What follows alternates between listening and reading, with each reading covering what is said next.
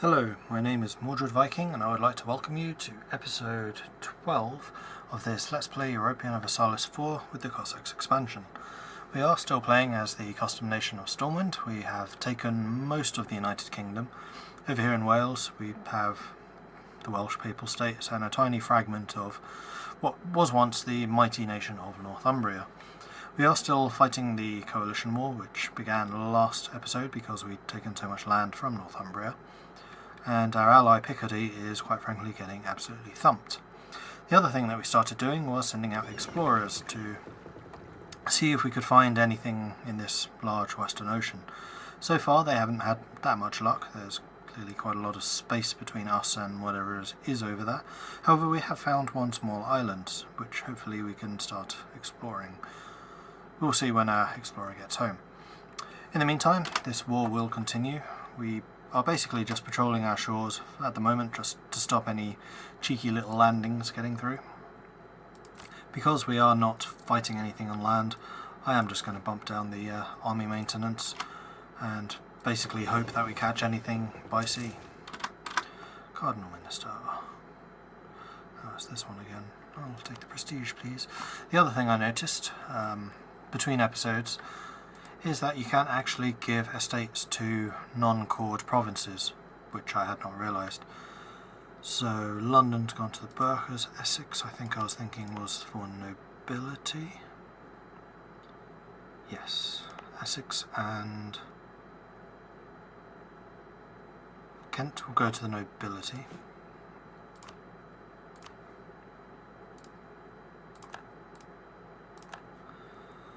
And then these two will probably go to the burghers, because I want to keep them happy most of all.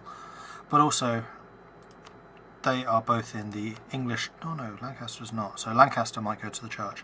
But Gloucestershire will certainly go into the burghers, because I want to keep the trade down here high. And it's the burghers who increase the trade. So Lancaster can go to the clergy, and you can go to the burghers. There we are. Now everyone's happy. Fantastic. In fact, I might give some of these away from the clergy. The clergy don't need that much land. So if I give you away, that will decrease their loyalty by 1.5. I am totally fine by that. And Derbyshire will decrease their loyalty by 1.5. Fine. And both of those are in the English node, so we want them to be burghers. There we go. So now most of the things down south are burghers, so as soon as we've burnt off the overextension and the what's it called? Aggressive expansion as well, we should have quite a lot of trade power here. Currently we are collecting 73 from the provinces alone, which is second after the Netherlands. The Netherlands have obviously built up a bit down there. And we should start earning quite a healthy chunk of money out of that actually. Which would be very nice. We need money. Money is good. I like money. Let's actually bump up the speed slightly. We'll have to be very quick on the spacebar if we do see any hostile fleets moving around.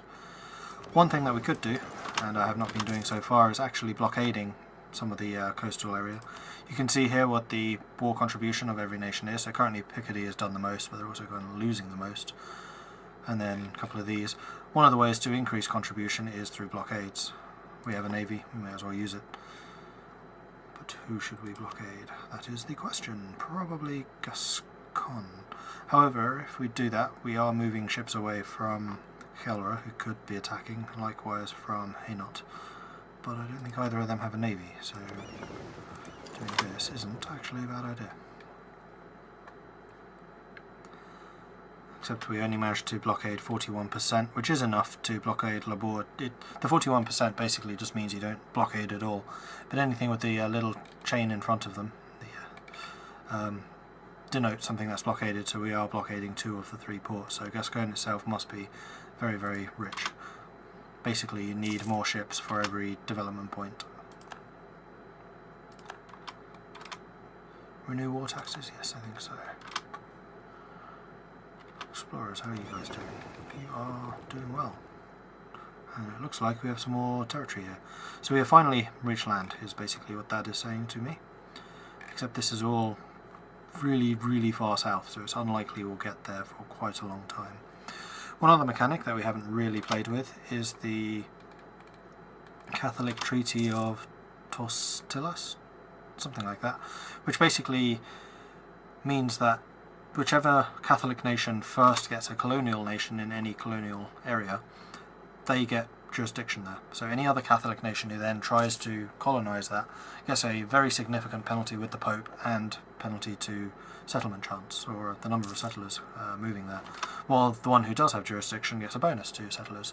So that really, it's designed to kind of split up the Catholic nations, and this is a historical treaty which was signed between Portugal and Spain. Picardy. Okay. Picardy, can you please just, peace out? Our admiral just died. Okay, fine.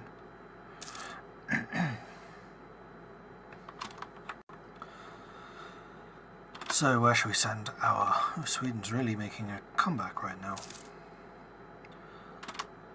Picardy has accepted peace with Cleves. They are ceding 1, 2, 3, 4, 5, 6... Only 6 provinces. Picardy is still a decent size. Burgundy is growing, so Burgundy is becoming more of a threat, unfortunately. But that's fine. Picardy has come out of that a little better than I expected they would. And we still have an alliance with them. I realised why we probably lost the Welsh alliance. When they were fully occupied, they were probably forced to give up or annul treaties with us, which is why they didn't immediately offer one back.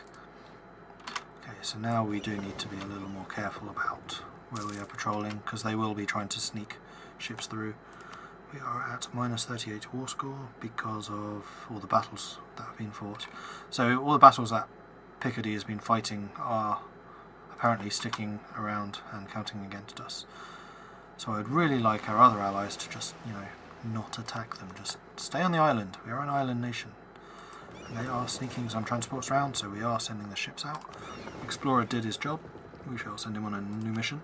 So because we took the extra colonial range, we now have some more missions that we can do. The one mission up here is circumnavigate the globe. It requires Diplotech 9. It's also very dangerous. It's one you shouldn't really try to attempt immediately, or at least not with places for your ships to stop off at. Because you can. This is the only mission which will cause attrition, and you will probably lose your ships in the first couple of attempts. So that's something to do later, but if you do manage it, you get a very hefty bonus to prestige. And even if you're the very first one to do it, you get a big bonus to prestige, and if you're after the first, you still get a bonus, just not as big. So we can explore coastlines. So we want to explore the coast of the North Atlantic. North Atlantic sounds like it should be up here. Can I see where you're going? Zoom in a bit. Coast of the North Atlantic is in fact up here. Okay, that's not really useful to us, but they'll go off and then they'll come back, so be it.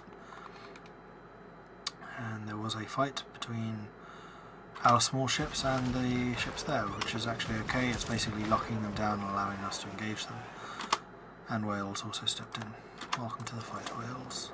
So that's another 2 transports now sunk, which I think... Oh, they've got 8 up there. We'll chase them down. They still have 15 transports, so they still have the capacity to launch quite a painful naval invasion. And in fact, because we have lost our admiral, we should try and dock and then get our admiral back. But it doesn't look like any of them are leading troops right now, which is good. So we will get a new admiral. Oh, he's quite good. Good. And we'll send him off after this 16, because it's this 16 that I'm most worried about. The 7 that's kind of roaming around, the 8 rather. It is... Oh, they're actually carrying troops now. That we need to intercept if we can. Are you carrying troops? No. Yes, they are. Okay, so the way you can see that is you see the number 8 on the right, so it's the ship furthest on the right, the 8 cogs, or the 8 transports. Beside that you see a #8, that means there are 8 regiments being carried, which we need to intercept and destroy. Where are they going? They are going for Aberdeen. Okay, fine. So we gain a national unrest or lose 10 prestige. I will take the unrest. We seem to be pretty good at beating it right now. So our ships have arrived, they are engaging. I'm a little nervous about the 8 ships that we saw sailing around down here, but we should win this fight pretty handily and do quite significant damage actually.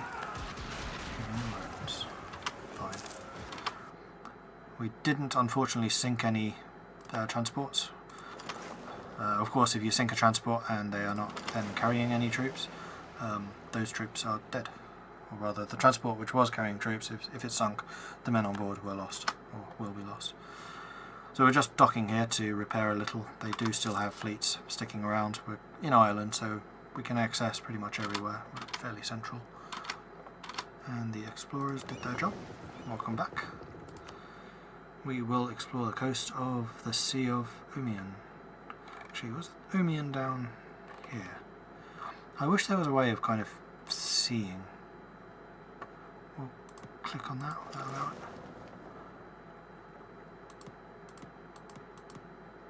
I thought one of the changes is if you clicked in an area, it'll actually send it off on that exploration mission. So it looks like he's exploring up here. If I hover over, will you tell me what you're doing? No. Okay.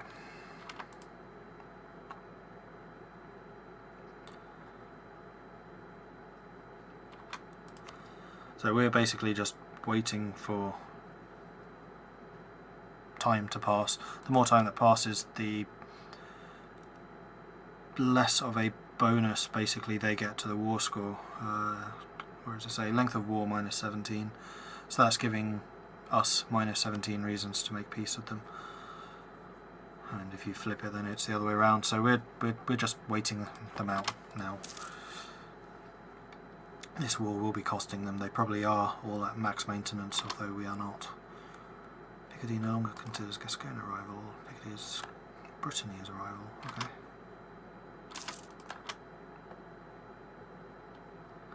So we just need to watch out for these ships, and hopefully they don't send in their 2 individual fleets at the same time, because that would kind of screw us. 1st of January we have to prepay a load. I think that's fine. We can do that. We have cored Kent, and that reminds me we do still have other things we can be coring, although it does cost a lot, so we shall wait. Because we've not been engaging any land battles, we've not really accumulated much war score either. Sorry, not war score, war weariness, war exhaustion. So we don't really have the negatives that imposes. The guys who have been fighting on land will be struggling with that, so they're having to either pay it off or deal with the consequences.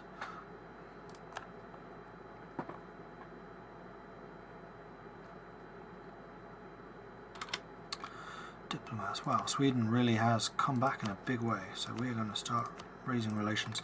You can see what I mean here. So Sweden went down to, well, they were wiped out at one point, weren't they? Then they came back to 2 provinces, and now in basically the one war against Kola, or no, against, what are they fighting here? Yeah, one war against Kola, except oh, that's someone else. Okay, so yeah, in one war against Kola, they basically rebuilt their entire nation, and Kola's been completely shrunk down, despite Kola having been huge at one point. I don't like this. I like it when nations take smaller chunks out of each other, because then they have the chance to bounce back, and they are sneaking again. Go this way.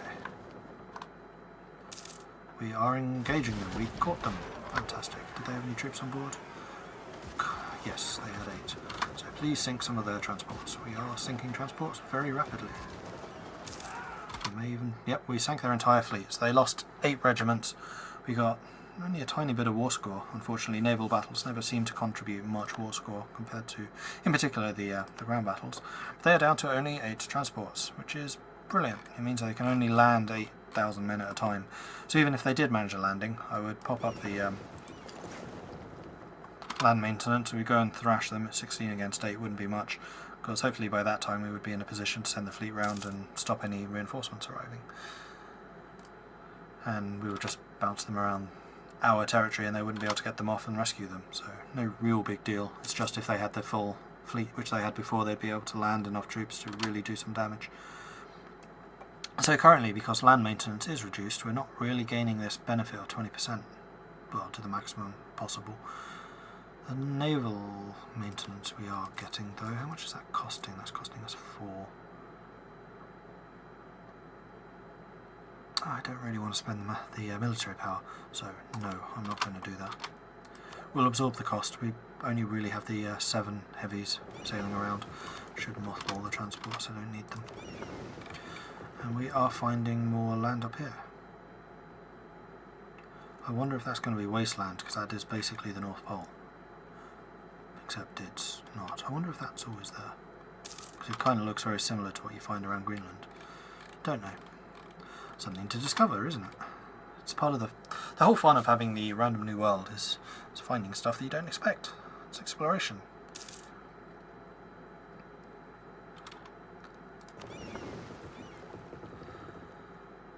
I'm going to dock my fleet in Kent, let them repair for 1 tick, and then I'll send them out again. Who am I actually fighting right now? Basically the whole of France, so I'm guessing it's the Burgundian fleet that's left down here. So I should be safe enough to blockade Gascogne. Although Helra are building new ships, 1 cog. Bear in mind what I said before, where even if they do manage to land 1 unit of soldiers, I have a full stack of 16, plus Wales has their army there. We should be able to smack them. Okay, election. I am very tempted to actually keep this guy. He's 53. I should have kept the previous one. I thought I had, but apparently I didn't. We do need the diplomatic points still. We are up to 85, so we could probably hold out for 1 more election. Hopefully this guy will be decent. I'm still going to go with the diplomatic ideas though. Or diplomatic points. How old are you? You are 55. You are even older. Great. Gain 1 base tax in Gloucestershire. Why, thank you very much. That's very kind of you. I still can't. So just these 2 outstanding cores, because their development is so high, it's costing me 50% overextension. I really want to burn that away, because then my trade here will become really, really quite worthwhile. And yes, can't do this while I'm at war. Irritating.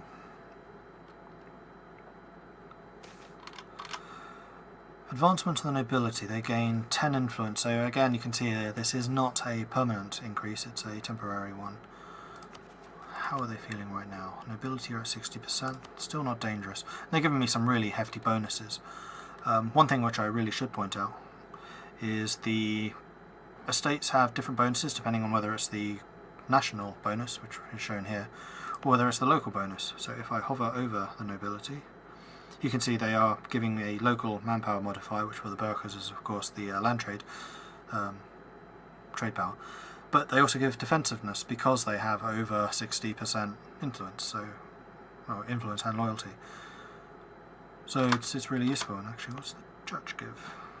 Burkers are just trade power because these are below 60. There's kind of the threshold of 30, which is the minimum, and then 60, which is the second bonus and the additional bonuses, and then 80, where it's kind of the cutoff, and this is really dangerous now type area. Clergy are just unrest. Yeah, yes, okay, it's fine. Okay, we could get a new idea. I don't think this was one of the really, really important ones. No, this is just global settler increase, and considering we don't even have a single colony yet, kind of pointless. Don't need to do it just yet. So I will hold out and get the diplomatic tech most likely, because I'm kind of concerned about not having this morale parity. I want that.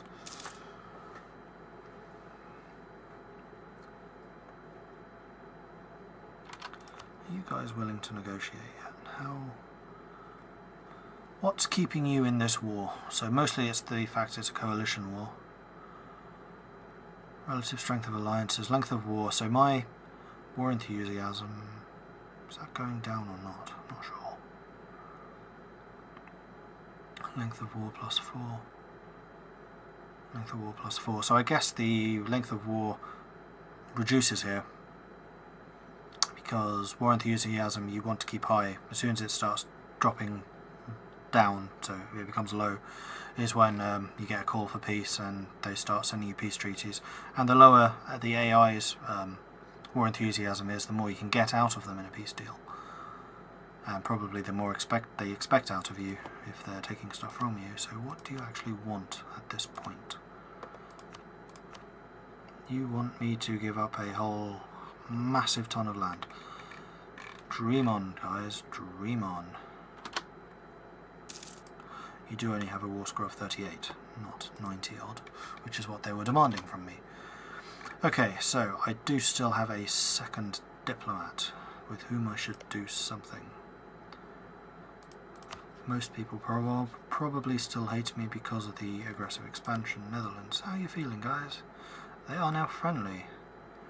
They would be willing to do an alliance as soon as this war is over, which is brilliant. Very happy about that.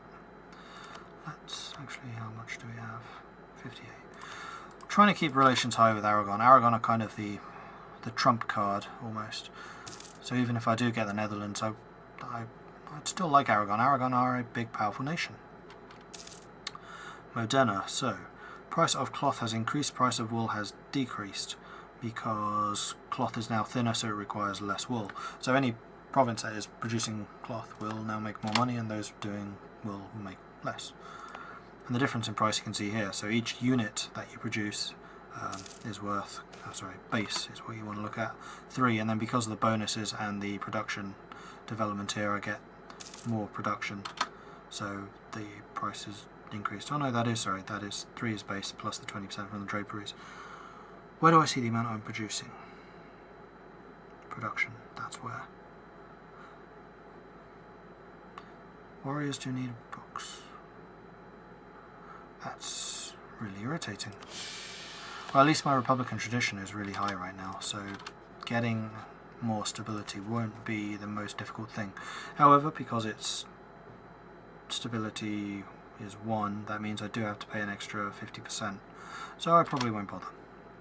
Yes, it's nice to have the extra tax. Yes, it's nice to have the... Oh, for goodness sake. You are my friends. So the Netherlands, because they have just gobbled up Calais, I think that was, maybe Flanders. Oh, I think it was Calais. Was it Hainaut? No, it was Hainaut, wasn't it? So these guys have just lost an ally. Yes. But because they now think they're one of the big boys, they are rivaling me, which means we cannot get an alliance with them, so we definitely have to focus on Aragon. Who else are you rivaled with? Oh, that's really irritating, because they're actually going to have a navy. Your rivals are Utrecht, Palatinate and Stormwind. Palatinate are these blue guys. Landlocked. No use to me. I can get a technology which would be Diplotech, which I am going to take, well, 20% cheaper. Definitely needed to do that. And the Netherlands is embargoing me, which is also bad because we share a trade node. So they'll be actively reducing the amount of trade even more by the number of light ships they have there. I don't think province power contributes to that. Should be able to pay off some loans though. Yay! 10 loans. 9 loans. We're getting there, we're getting there.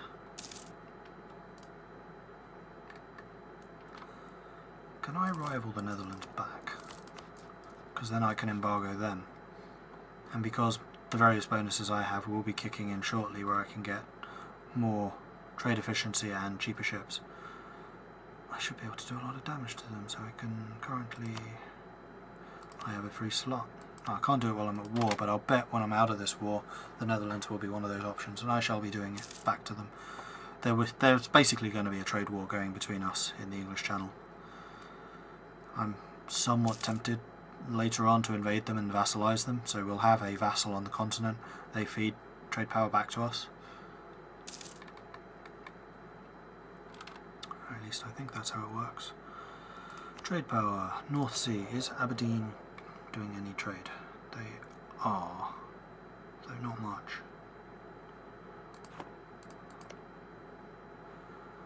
Maybe it's just colonial nations that feed trade power back. Could be wrong on that, I'm not sure. What would it say? It would say here, probably. From provinces, from trade, from merchant. doesn't look like Aberdeen's giving me any trade power here, unfortunately, so vassals do not give up trade power. Unless you force them. I might actually be able to force them to. That is an interesting idea. I'm not sure you can do this. So under economy you can tell them to transfer trade power. They cannot do it because they are a subject. Unfortunate. That's basically one way of keeping peaceful relations with a larger nation, or with, if you want to keep peaceful relations with a small one. The small one can basically feed trade power to the larger nation, and that basically counts as a truce. So for the duration that is in effect, there can be no war between them.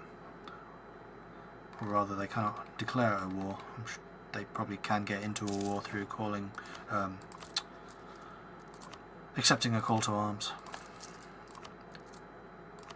8 loans. See, you're kind of snowballing now. We're actually making better money, and our loans are being repaid. Then after this, we're going to have to go on a massive building spree and start getting some of these marketplaces and temples up.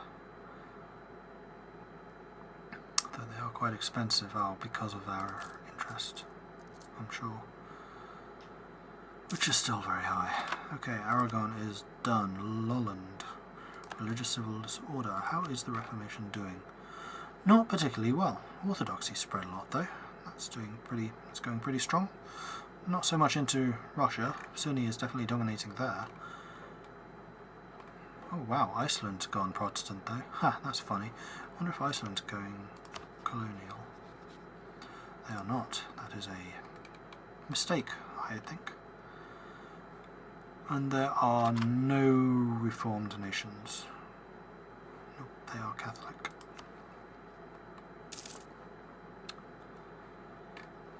Come on, I just want to end this war now. My exhaustion's gone down to low, theirs is still high. I might have to give up some stuff, but I don't particularly want to... Yeah, I'm not doing that. They're demanding less and less. So they want me to release... That's what it is, right? Yeah, we'll give London, Essex, Gloucester, Lincoln and Lancaster back to Northumbria and release Kent as an independent. And end the vassalling. Yeah, no, that's no.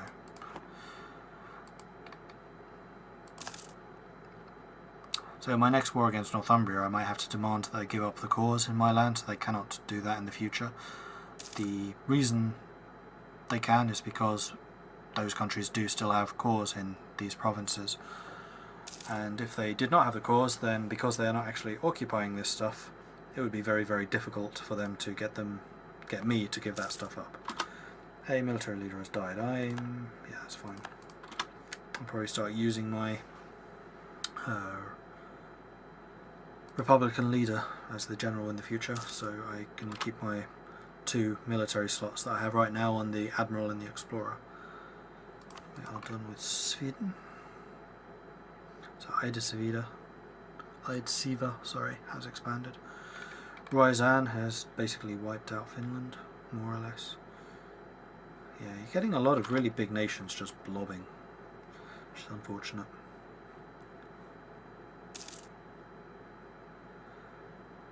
Lubeck has entered a military alliance with Helra. That's fine. I wonder if I can start getting some of these guys to peace out. No, because this is a coalition, I cannot make them separate peace out. So maybe could do the Palatinate. Whoops.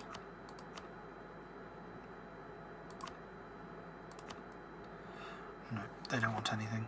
So, benign neglect. Where? Orkney.